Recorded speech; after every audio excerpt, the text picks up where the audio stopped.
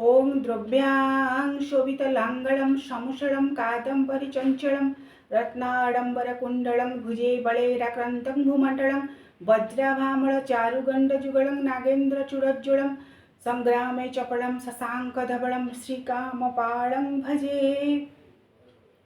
जय जगन्नाथ दर्शक बंधु, पवित्र श्रावण पूर्णिमा राखी पूर्णिमा बा रक्षा पूर्णिमा नाम जहाँ प्रसिद्ध प्रभु श्री बलभद्रंकर जन्म अनंत कामपाल बोली स्वयं वेदपति ब्रह्मा जहाँ को वर्णना कर सबकि अनंत अनंत संसार महासमुद्रे मग्ना समुद्धर वासुदेव अनंत रूपे विनियोगायस्व अनंत रूपाय नमो नमस्ते। स्वयं अनंत हड़ी मुसली लांगली हलधर हलायुध भगवान प्रभु श्री बलभद्रंकर पवित्र पावन जन्मोत्सव श्रावण पूर्णिमा दिन होता है एवं श्रीमंदिर में विशेष भाव में स्वतंत्र विधि विधान सहित तांकर जन्मोत्सव को पालन कराए। मार्कंडेय पुष्करिणी कूल में जन्मविधि को स्वतंत्र भाव में पालन कराए। तेज आसतु जाना प्रभु श्री बलभद्रंकर से जन्म नीतिर कथा एवं तांकर अनंत महिमार कथा। महाप्रभु श्री जगन्नाथ जी स्वयं निज इच्छा मत एकरु अनेक हो दारु ब्रह्म चतुर्था मूर्ति स्वरूप रत्न सिंहासन आरूढ़ होती ज्येष्ठ भ्राता अच्युताग्रज होती प्रभु श्री बलभद्र। बड़ थाई भी जी भद्र बोलांती प्रभु बलभद्र अनंत अशिव विस्तार पूजई एसारा संसार बारुणी मध्य घूर्णित नयने चाहिंती से भक्तजने से प्रभु शरण पशिबा हृदय ताहांको ध्याइबा। जी कृपा नयन तांकर आश्रित भक्त मानक चाहि रही थांती। भक्त मानकर त्रिताप आधि भौतिक आधि दैविक आध्यात्मिक यही त्रिताप को कर्षण करने निमित्त त्रिताप को हरण करने निमित्त जी सदा सर्वदा हल लंगलर चालना करथांती एवं जी होचती करुणा सागर जहाँकर मस्तकर फणार अग्र भाग ए सचराचर क्षितिमंडल सचराचर विश्व ब्रह्मांड रही से होचती प्रभु श्री बलभद्र। बरे बहनकारी जी जेधरा रक्षा करिथाए ळ बुझाए महाकाल जे सब उत्पत्तिर स्थल भ बुझाए भद्ररूपी जे दारु ब्रह्मस्वरूपी द बुझाए महादानी पूजंती जहाँ को ज्ञानी गुणी जहाँ को ज्ञानी गुणी माने पूजा करथांती। शास्त्रं संकर्षण देव भाति निर्घात शब्दवत बोली कहा जाए। जे ज्ञान को इच्छा करती प्रभु श्री बलभद्र भगवान तांको ज्ञान प्रदान करती।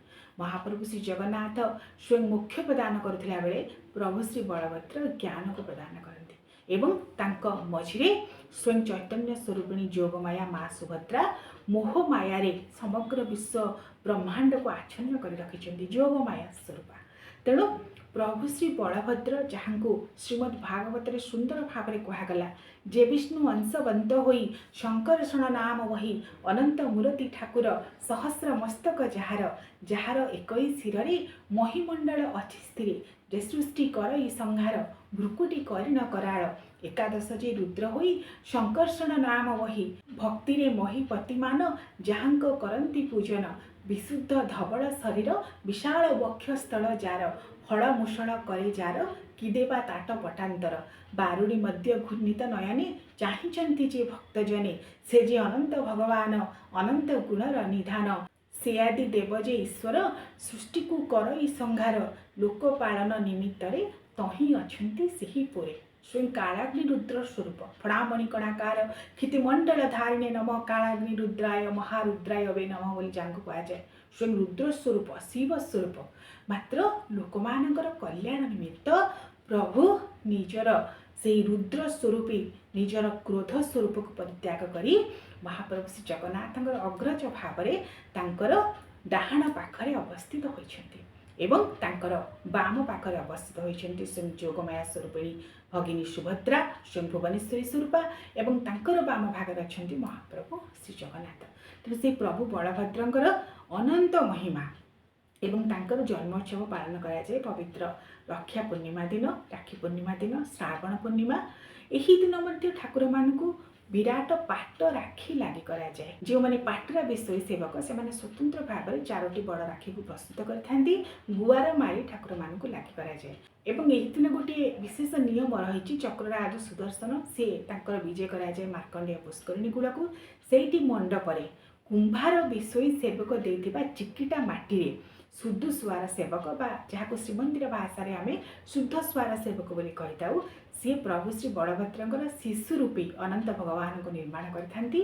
पूजा पंडा ताहांको जीवन्यास देथांती, जात कर्म करथांती, शीतल भोग वंदापना करथांती। गोटे शिशुटी जन्म हेले जहाँ जहाँ तार जात कर्म सब रही थाए मार्कंडेय पुष्करिणी कूल मंडप उपरे पूजा पंडा से नीति को अनुसरण करती। प्रभु श्री बलभद्र भगवान शिशु प्रतिमा जीवन्यास करने जात कर्म सब करती, शीतल भोग आरती वंदापना ये सब कर्म समाहित होगापर प्रभु श्री बलभद्र जन्म नीति समाहित होगापर पुनर्बार से ही शिशु प्रतिमा जहाँ माटी तैयारी होता है मार्कंडेय पुष्करिणी विसर्जन दि जाए। ये होती स्वयं जीव स्वरूप, स्वयं माटी स्वरूप बोली कहुए, कारण से होती हल लंगड़धारी। प्रभु बलभद्र स्वयं जीव मानकर आराध्य बोली कहुए, कहीं जीव और शिवंकर संपर्क होची अभेद्य। तेणु माटीर प्रतिमा माटी मिसिब, यह हूँ ध्रुव सत्य। से ही सत्य को अंगीकार कर प्रभु श्री बलभद्र शिशु प्रतिमा को माटी निर्माण कराए एवं जात कर्म एवं जन्म विधि पालन कर पुनर्बार मार्कंडेय पुष्करिणी मध्य विसर्जन दि जाए। एवं चक्रराज सुदर्शन जे सेवक मान गहन परिवेष्टित हो जाती आउ तीनोटी आश्रम भृगु पंडु एवं अंगिरा आश्रम ये तीनोटी आश्रम विजय कराए। से शीतल भोग मणही वंदापना यू कराए। पुनर्बार सी श्रीमंदिर को लेउटी आसी था। तेणु श्रावण पूर्णिमा दिन ये गोटे स्वतंत्र विधि प्रभु श्री बलभद्रंकर जन्मोत्सव पालन कराए। चतुर्धामूर्तिर भोग मंडप नीति सरिबा परे सुंदर भाव में चक्रराज सुदर्शन आज्ञामाला प्राप्त हो महाप्रभुंकर मार्कंडेय पुष्करिणी कूल को विजय करने प्रभु श्री बलभद्रंकर जन्म नीति पालन कराए। आसूची आगक पवित्र राखी पूर्णिमा। प्रभु श्री बलभद्र बड़ बाड़ मणिमा बड़ खाउंद बोली जहाँ कहुए। सर्व पूजारे प्रत्येकटी विजय सर्वाग्रे अधिकार दि जाए, कारण सी विजय कलापर माँ सुभद्रा एवं महाप्रभु श्री जगन्नाथ विजय करती। आगे आगे चक्रराज सुदर्शन जाती प्रभु श्री बलभद्रंकर। तेणु प्रत्येक कर्मर पुरोधा भाव में प्रत्येक पूजा समय जो तीन बाड़र पूजा कराए प्रभु श्री बलभद्रंकर बड़ बाड़ी प्रथम पूजा पंडा पूजा करते। पुष्पालक सेवक मैंने प्रथम ही प्रभु श्री बलभद्रंकर बेश श्रृंगार करते। तेणु बड़ खाउंद बड़ सामंत बोली कहुए। से बड़ ठाकुर प्रभु श्री बलभद्र तांकर पवित्र जन्म उत्सव अवसर में आपण मानक अनेक अनेक अभिनंदन एवं शुभेच्छा। ओम श्री श्री बलभद्र देवाय नमः। ओम श्री जगन्नाथाय नमः।